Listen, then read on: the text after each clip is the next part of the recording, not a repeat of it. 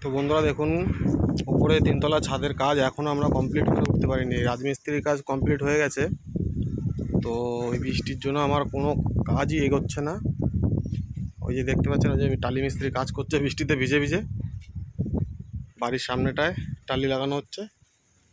আর এই গাছগুলো দেখুন সব বসানো হয়েছিল, সব গাছগুলোই দাঁড়িয়ে গেছে, একটাও মরেনি। এর মধ্যে কলা গাছ, পেয়ারা গাছগুলো তাড়াতাড়ি খুব বড় হয়ে যাচ্ছে দেখা যাচ্ছে।